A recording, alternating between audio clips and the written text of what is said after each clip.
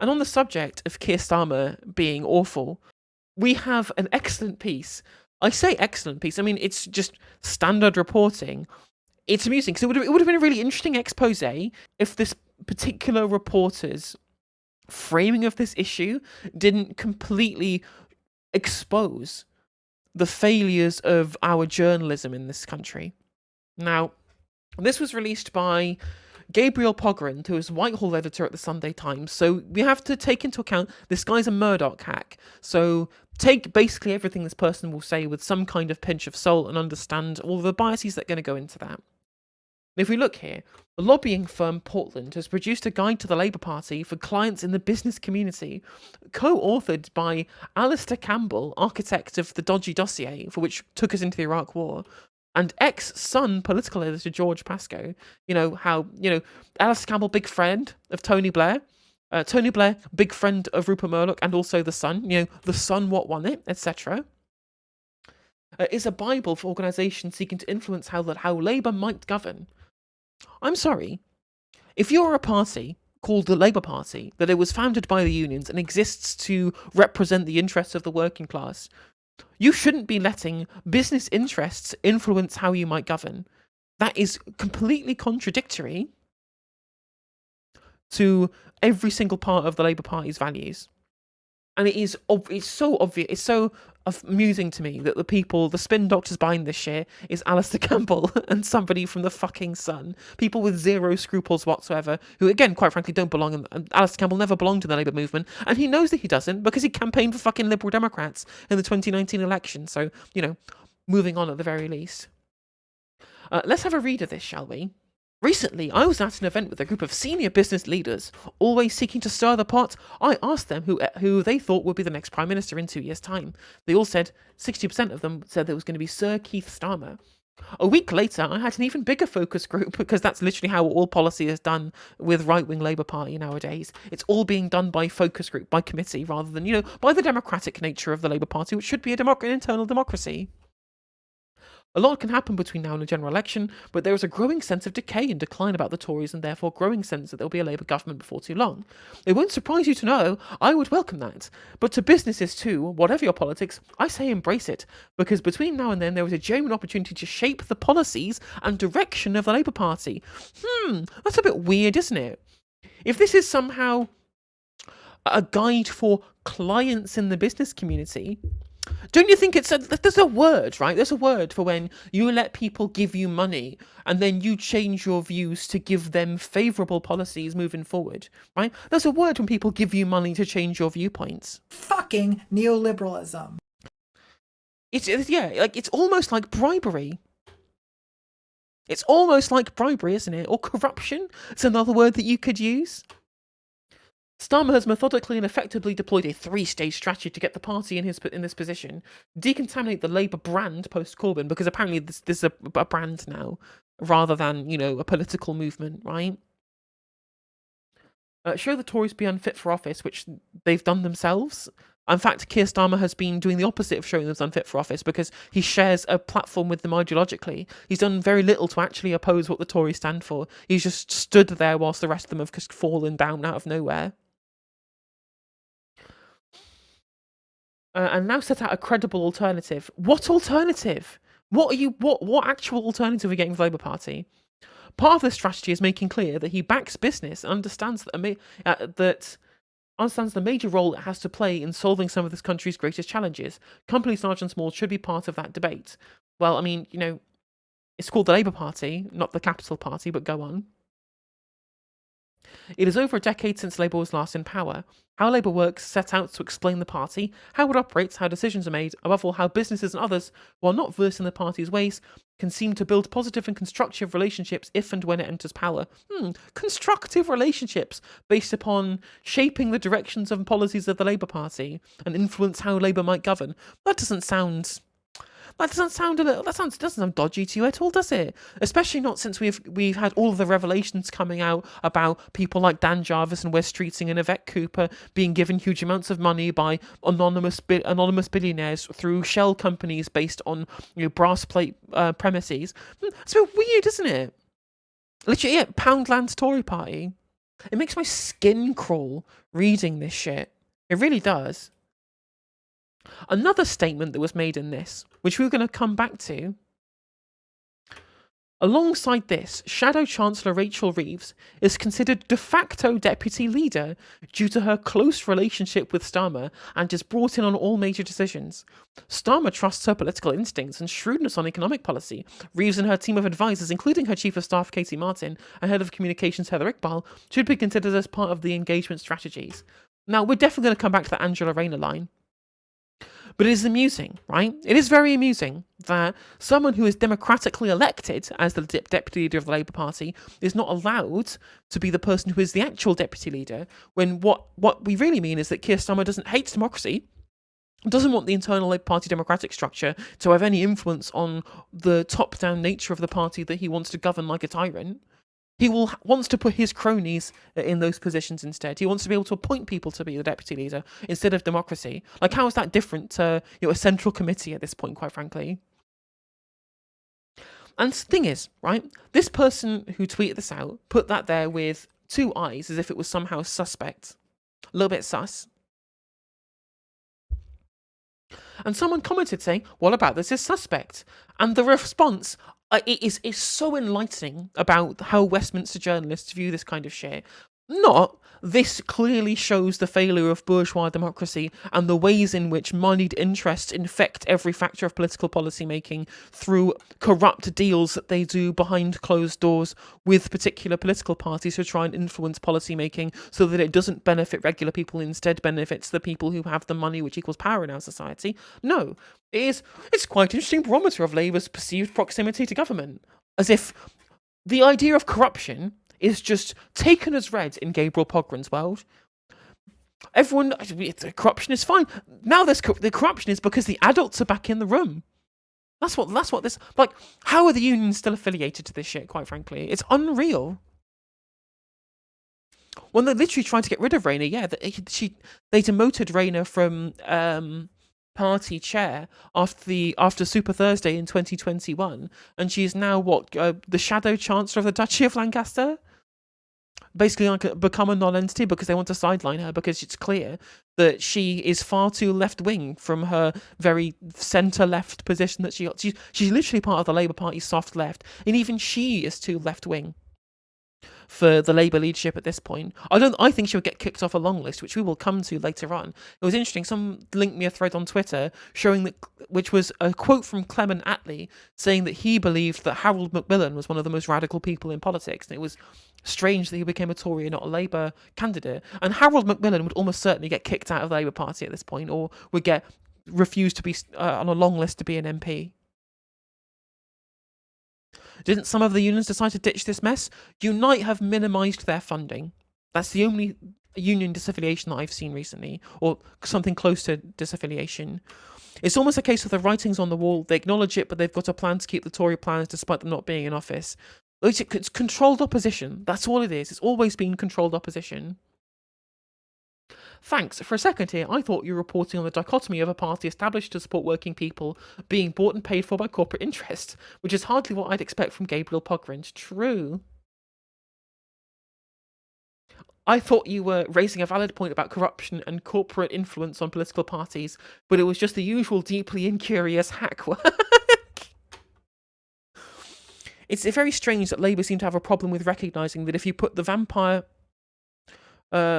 workers first, give them a decent pay and conditions, then this improves productivity. This idea appears to be like throwing holy water in a vampire to the Labour leadership. I mean, we have an entire political class who just haven't got a fucking clue about economics.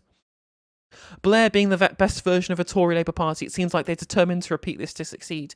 Well, could just continually kind of digging his corpse up, like his like wizened cadaver, like looking like a discount Peter Stringfellow, continually being rolled out to make every single individual point for the Labour Party and become, despite the fact that everyone fucking hates him, his approval rating is like -25. People hate Tony Blair. Why do they continue trotting him out as part of their policy platform when nobody fucking likes Tony Blair?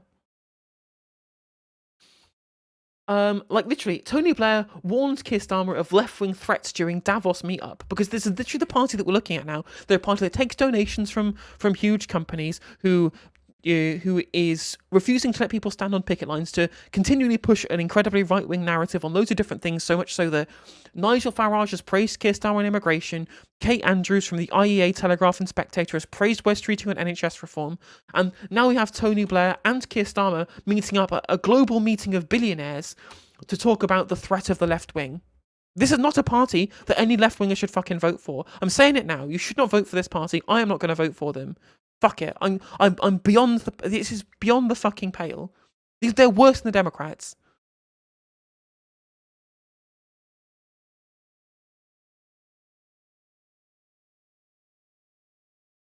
It's you cannot support this. As a left-wing person, how can you support this? Keir Starmer has been urged by Tony Blair to face down Labour's hard left or risk his election campaign being derailed. Now, let me be incredibly abundantly clear. When people talk about the hard left, they're not even talking about socialists.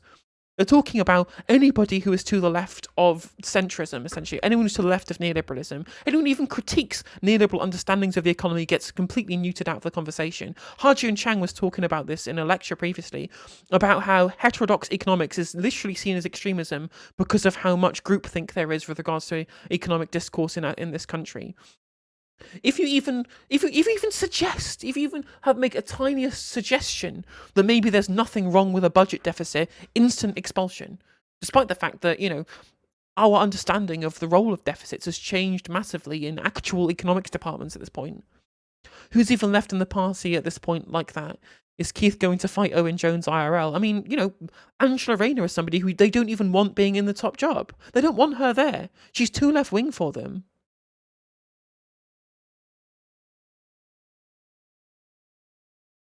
And the only reason Keir Starmer is in the position that he's in is because he lied to the membership to get elected. And the entirety of the press are very happy to indulge that and congratulate him for it, and just think of it as good politics. Yet when Boris Johnson lies to the House, they quite rightly castigate him for it. This incredible double standard that can only be, the only justification for this double standard is the fact that they want to promote Keir Starmer because they want to use him as a tool to create opposition and to neuter the left. It's a whole strategy to disenfranchise left-wing politics forever.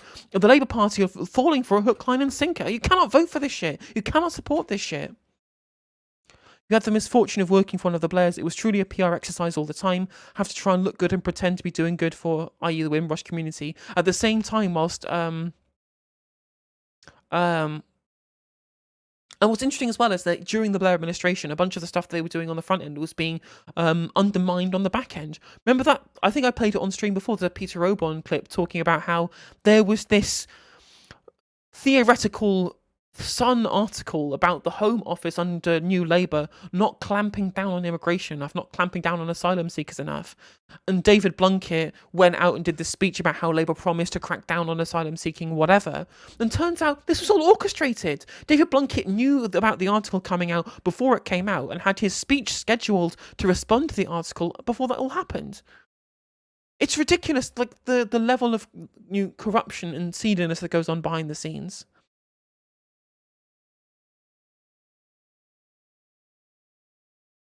Tories have spent more than any Labour Party government, but in the wrong areas. I mean, we watched the Adam Curtis film talking about how the Tories essentially have used quantitative easing, both in the wake of the global financial crisis and in the wake of the coronavirus pandemic, to just pump huge amounts of new money into the hands of rich people. And that is the source of the cost of living crises we had in the wake of austerity and in the wake of the coronavirus pandemic.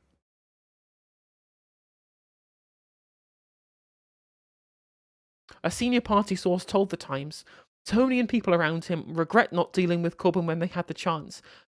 Again, because they don't give a shit about democracy. Keir's been very tough on Corbyn, but we still need to recognise that these people could lose us the election. We're still suffering from long Corbyn. We need to continuously show we've changed and we can be trusted. It's beyond the fucking pale. I'm absolutely completely out of patience with these people. No patience left whatsoever. I am looking forward to when Labour Party canvassers come round my door and they try and convince me to vote for this piece of shit party. I'm not going to do it. I'm like, which is frustrating, right? Because I follow my I follow the councillors in my local ward on Twitter, they're both left-wing. The in my constituency, the LGBT Labour representative in that constituency is incredibly pro-trans. She's great. The person who stood in my constituency at the last elections, both 2017 and 2019, is a socialist, pro-trade union, great local councillor, and it's gonna be heartbreaking to look these people in the face and tell them that I despise their party with every fibre of my being. But people on the ground in the Labour Party have to know that they need to be able to force change through whatever democratic mechanisms are available on within the party membership. Because if this continues, there's going to be no Labour Party left. It's just going to be new Labour Part 2 Electric Boogaloo, and things will only get worse yet again, and we will just continue lurching further and further to the right. Shadow Cabinet ministers were told this week that recent business events, most notably a conference in Canary Wharf, where Starmer spoke to 350 executives, has raised £500,000 for the party. However, some members of Starmer's team believe he needs to do more to solidify the impression that Labour has changed by literally just cucking yourself out to billionaires. That's what he's doing. This is cuck behaviour. Except it would only be cuck behaviour if this was someone who genuinely represented Labour politics, but neither of them fucking do. Not your fucking. It's so depressing because of what the Labour Party represents as a political movement, and just seeing its legacy and its existence just being shat on from an incredibly high ceiling by the most contemptible careerist shit cunts in politics.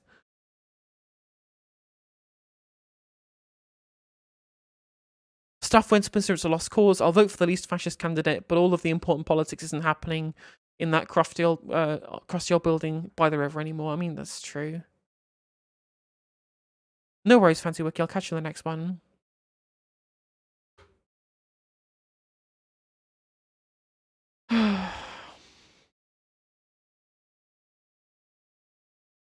Which brings me full circle again when we talk about internal party democracy and the sidelining of Angela Rayner, so much so that they're literally telling prospective billionaire donors that the deputy leader isn't actually the elected person; it is the appointed deputy leader de facto by Keir Starmer from the top down, because these people fucking hate democracy. They also hate democracy when it comes to a local level.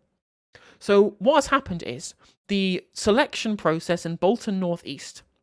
The entire local selection committee has resigned. They say in a statement that they lack confidence in the integrity of the Labour Party's selection process. It appears that the Labour Party is seeking to promote the views and attitudes of a clique in London rather than local members in the north. Note that the 9 members of the selection committee also say they have resigned from their positions on the executive of the local party. The decisions follows a surprise news last weekend that a panel with representatives of Labour NEC and Regional HQ had omitted Lee Drennan from the Bolton North East long list. He's a chair of the Labour Party in the Northwest, the chair of the entire Labour Party Northwest Division. It was backed by 4 separate unions, so Unite, Unison, CW and GMB. And is a close ally of Angela Rayner. The resigned secretary of the Bolton North East selection panel, Bernadette Gallagher, has told Michael Crick, "We were shocked that a short list was imposed on us and members didn't get a chance to help whittle down the names from the long list to a short list. The imposed shortlist is all the more surprising when Labour's procedural guidelines for elections say it was unacceptable that in 2019 local parties at NEC shortlist imposed on them. But in 2019, of course, the party had different management." Exactly. It's only bad if Corbyn was doing it. Imagine if all of the stuff internally that was happening within the party democracy was being done by a left-wing Labour administration. The press would be talking about it no end. Stalinist Corbyn getting rid of the moderates and infesting the party with an unelectable hard left. There'd be stories everywhere. Starmer does the same fucking thing, absolute crickets. And in 2019, there was justification because it was a snap election where it was difficult to be able to put together proper selection processes. There was already provisions within the Labour Party, machinations, that in the event of a snap election, the NEC has the ability to impose shortlists as a time-saving mechanism because you will not have the time to go through the full selection process, right? That's how Claudia Webb managed to get her appointment as the MPs as a candidate in Leicester East in 2019, for example. But this is not a snap election. We are 18 months away from a potential election, which is why we're having a selection process all over again. And Starmer is being Keir Stalin and imposing his will upon the internal party because, again, as I will tell you every single time. Liberals do not care about democracy. They do not give a shit about democracy. They didn't want to like democracy when they tried to overturn Brexit, something that I fundamentally disagree with, but I also respect the democratic right of the public to choose to leave.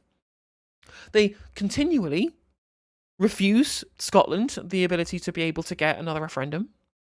And the internal Liberals within the Labour Party will deny Angela Rayner's position as deputy leader and try and put a de facto deputy leader in place in the form of Rachel Reeves, and they'll just happily tell business leaders, "Oh, we'll forget the leftoids. We've gotten rid of them now. We have imposed neoliberals in charge of the party now, so you can trust us as business people."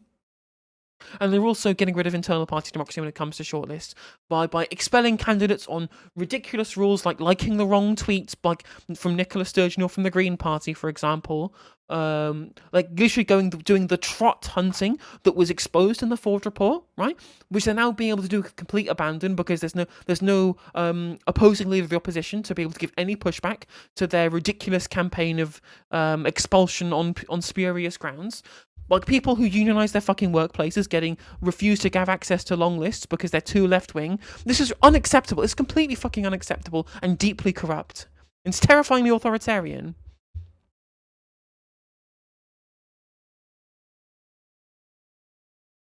And this is after Keir Starmer literally has said on Twitter that selections for Labour candidates need to be more democratic and we should end NEC impositions of candidates. Local party members should select their candidates for every election. 1,000 quote tweets. I wonder why. Because he's a lie. This man is this man is a fucking lying piece of shit. This man cannot be in power. He is a fundamentally duplicitous, lying piece of shit who does not deserve to be anywhere near number 10. I'm had it. I'm done. Completely done. I gave the benefit of the doubt to this party for far longer than anybody else did. Until this recent round of expulsions and impositions and denials of inter-party democracy, I was still going to vote Labour on the grounds of utilitarian calculus. I thought any Labour government is better than a Tory government. I agreed with Owen Jones on this issue, but now no fucking chance. No way I'll vote for this piece of shit party, especially not since they're continually happy to be completely transphobic and just not discipline Rosie Duffield, to not vote against the imposition of Section 35, and for Keir Starmer to go and give interviews with Mumsnet where he says that he wants to he alludes to wanting to ban trans women from women's spaces. No, had it. Not supporting this party anymore. It's not the party that I want to be in government. You can't even tell me, oh well, no, Justice, that you have to vote for the Labour Party to protect the NHS, because they don't want to protect it either. You've seen Wes Streeting says he wants to introduce more privatisation. The NHS can't be trusted in either party's hands right now, quite frankly. Yeah, I've seen I've seen Michael Crick on Not the Andrew Marr Show, yeah. Because again, it's just very clear that it was just deliberately being done to disenfranchise the left specifically. Because the press will not allow it. The media and political establishment in this country will not allow it. And I'm okay, well, brilliant. Well, then I won't vote for you. Simple as that. Wes Streeting is the final chess piece in manufacturing consent for further privatising the NHS. The fact that Labour have accepted this NHS reform narrative wholesale off the back of essentially a couple of cranks from various think tanks at Policy Exchange and the Institute of Economic Affairs, and the fact that he is giving speeches at Policy Exchange promoting these ideas of NHS privatisation and NHS reform, that previously the only people ever talking about this stuff was fucking ridiculous ideologues on GB News or whatever. And now the political opposition, the actual party of the NHS, are talking in those terms. We've had it. It's done. NHS is fucked, guys. We tried, we failed. Let's fucking go home. There's no future for it in a world of Wes Streetings.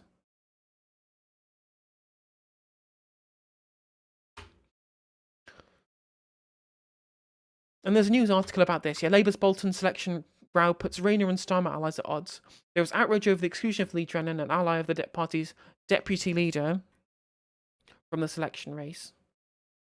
Drennan is from Labour's left wing and stood on up for a position on Labour's ruling NEC in 2020 with support from Momentum. All members of the local party selection committee has now resigned in protest, saying they lack confidence in the integrity of the Labour Party selection process. In a joint statement, they also believe that the omission was driven by the attitudes of a clique in London rather than local members in the north. This goes against the attitude necessary to win back the Red Wall, which is so desperately needed to deliver a Labour government. And that's the issue. Is that we were told so many times, right? We were given so many lectures from us, from, you know, middle class journalist types, about how the London Liberal elite was too in charge of the Labour Party and it's lost contact with its working class roots under Jeremy Corbyn when it was pushing actual working class policies. And now Keir Starmer is in charge, from Holborn and St Pancras no less, is imposing a centralised will from these London elites onto local candidates within northern seats. Fucking crickets from the media. Especially considering that, you know, Labour are now doing better amongst middle class liberal types because of their shift on economic policy. The narrative is fucked. It's so fucked. Labour have declined to comment on precisely why Drennan did not make the shortlist. MPs have repeatedly criticised the party's decision to abandon long lists of candidates for local members to choose from. Three from the parties left, with the exception of Faiza Shaheen, have succeeded in becoming parliamentary candidates. The party insisted the new rules were aimed at excluding candidates who could embarrass the party, as if the party is not doing a good enough job of embarrassing itself on the fucking national stage right now. Many close to Rayner, who are strong backing amongst Labour members in the native northwest, see the exclusion of Drennan as a hostile act. Warrington North MP Charlotte Nichols tweeted that it was one of the most blatantly factual examples of an abuse of the process. Infighting among the local party could hinder Labour's attempt to make gains in Bolton, which is a battleground borough in May's local elections. It's frustrating because I want to cover politics on this channel, and it's increasingly doom-pilling that there's no change as possible anymore. No change is possible. The media are deliberately trying to ensure that change is impossible. And Keir Starmer is happily playing into their hands. And we'll live in neoliberal hellscape forever. Just glad I joined a union when I did. On that depressing note, please like and subscribe. Ring the bell if you want to get notifications when I go live.